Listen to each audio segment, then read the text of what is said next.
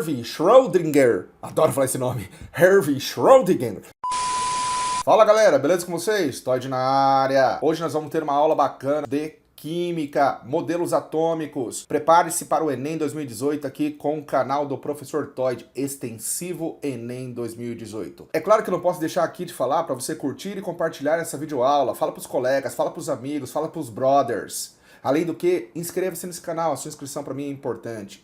Não esqueça de clicar no sininho de notificações, para que você fique por dentro aí de todas as aulas que eu vou postando ao longo da semana. Pergunta pro Todd é o seu canal que está começando agora.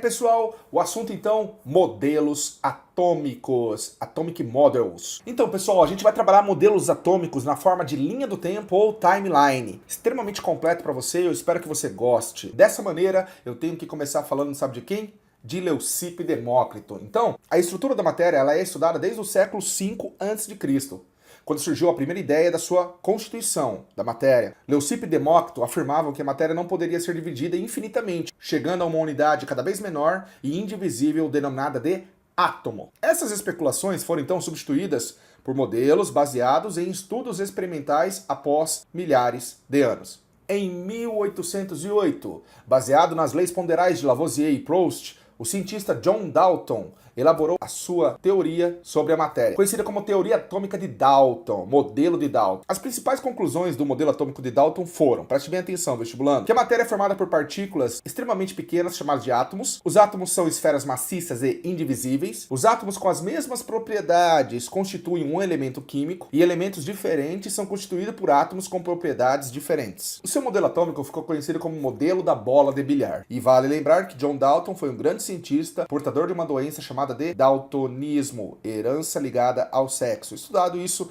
nos conceitos da biologia. Se você quiser saber sobre herança ligada ao sexo, eu vou deixar aqui um card em cima para que você possa clicar e ser conduzido à aula de herança ligada ao sexo.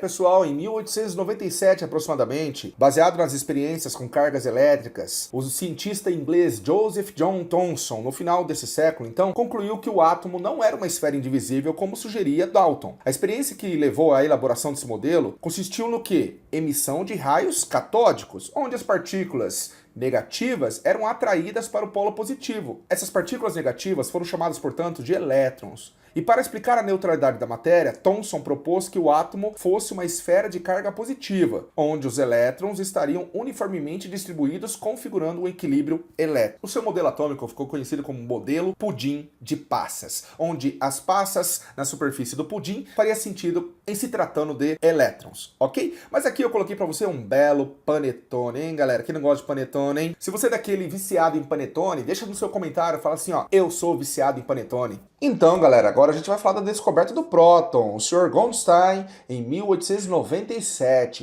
Galera, tem um errinho aí na data, tá?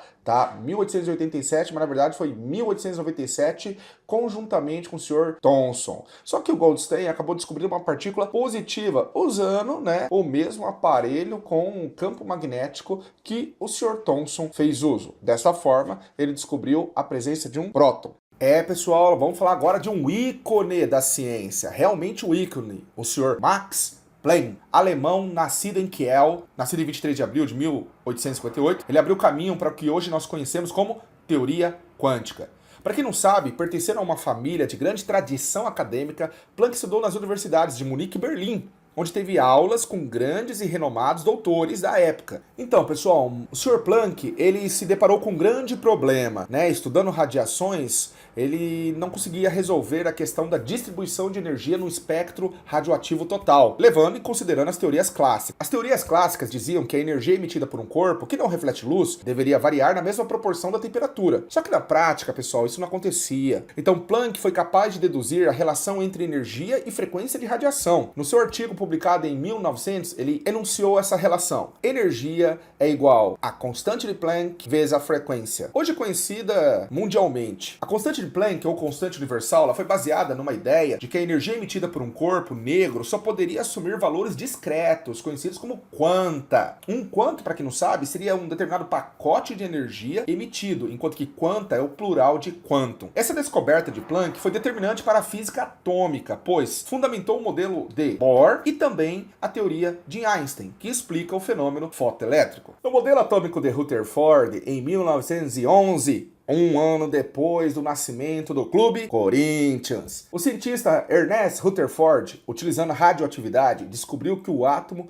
não era uma esfera maciça como sugeria a teoria atômica de Dalton. Surgia assim um novo modelo atômico. Rutherford bombardeou uma lâmina de ouro com 5 centímetros de espessura aproximadamente, envolvida por uma tela de sulfeto de zinco, que funcionava como um filme para ser velado. Partículas alfas, provenientes do elemento polônio, protegido por um bloco de chumbo perfurado, liberavam as radiações e que a grande maioria dessas partículas atravessavam a lâmina de ouro, enquanto que outras partículas passavam e sofriam pequenos desvios. Uma quantidade muito pequena, ínfima, não atravessava a lâmina. O percurso seguido pelas partículas alfa foi detectado devido à luminosidade refletida no filme, na tela de sulfeto de zinco, que atuava como um filme de fotografia. O que Rutherford fez então, galera? Ele comparou o número de partículas que foi emitida com o número desviadas. Rutherford deduziu que a massa da lâmina de ouro estaria localizada em pequenos pontos denominados núcleos, e que o raio do átomo deveria ser algo em torno de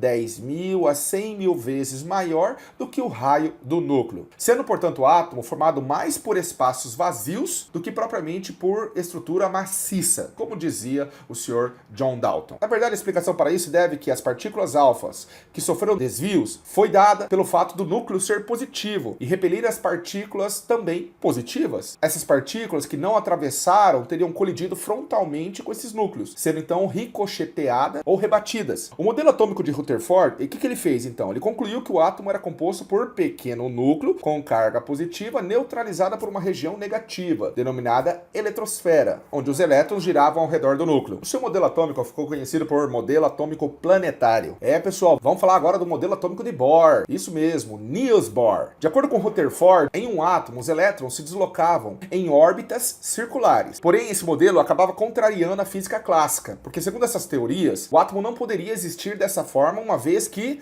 os elétrons perderiam energia e acabariam caindo no núcleo. Com isso, não aconteceria uma forma estável do átomo. O cientista, então, Bohr, ele aperfeiçoou o modelo proposto por Rutherford, formulando sua teoria sobre a distribuição e movimento dos elétrons. É claro que ele se baseou em novas teorias propostas por Planck. Bohr elaborou os seguintes postulados. Primeiro, os elétrons devem descrever ao redor do núcleo órbitas circulares chamadas de camadas eletrônicas, com energia constante e pré-determinada. Cada órbita permitida para os elétrons possui energias diferentes. Os elétrons, ao se movimentarem na camada, não absorvem, muito menos emitem energia espontaneamente. E ao receber uma energia do ambiente externo, o elétron salta para uma órbita mais distante do núcleo, mais energética. Dessa forma, galera, o átomo fica instável, pois o elétron tenderia a voltar à sua órbita original. Quando o átomo então retorna para a órbita original, ele devolve essa energia na forma de luz ou calor, efeito fotoelétrico. O modelo de Rutherford-Bohr apresenta alguns problemas, como por exemplo, ele não explica por que o elétron apresenta energia constante, não explica as reações químicas, descreve órbitas circulares ou na verdade elípticas. Ao longo dos anos foram então realizados vários estudos em relação à estrutura do átomo, levando à criação de outros modelos. Porém, o modelo Rutherford-Bohr ainda é muito difundido, sobretudo no ensino médio, sobretudo no Enem, sobretudo no vestibular. Grande Heisenberg! Heisenberg, o princípio da incerteza em 1927.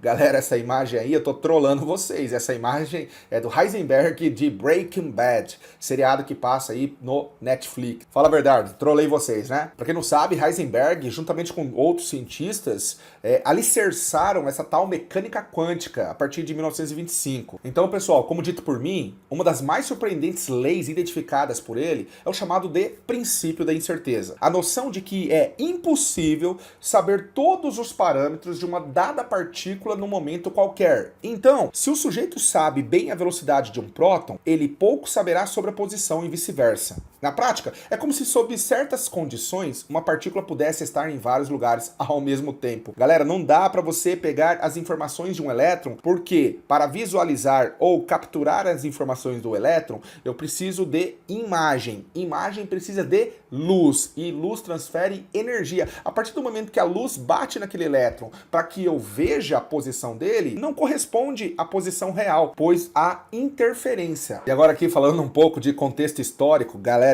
eu gosto muito desse assunto. Vamos lembrar aí da Segunda Guerra Mundial. Heisenberg, então, ele trabalhava num projeto na Alemanha de desenvolvimento de energia nuclear, dando início à possibilidade de criar uma bomba atômica. Era o objetivo secundário, é óbvio. Mas, com certeza, se a Alemanha fosse detentora da bomba nuclear, a história poderia ser diferente. Aliás, Heisenberg apoiava o Estado alemão, né? Para ele, a Alemanha iria ganhar a guerra. Tanto que esse comentário foi feito para o Sr. Bohr. Só que aconteceu um pequeno equívoco aí, né? Heisenberg acabou errando nas contas iniciais. Para ele, então, a necessidade para criar-se uma bomba atômica seria de toneladas e toneladas e não quilos de urânio. Então ele acabou errando aí nessa logística da massa radioativa. É, galera, mais ou menos em 1930 aí, ó, Erwin Schrödinger, adoro falar esse nome, Erwin Schrödinger, foi o primeiro a introduzir o conceito de orbital, como sendo uma região provável, né, de encontrarmos um determinado elétron. É claro que ele baseou essa teoria em Einstein, Planck e de Broglie. O orbital S possui uma forma esférica, o orbital P possui a forma de halteres. Enfim, nós temos o Sr. James Chadwick, que acabou descobrindo o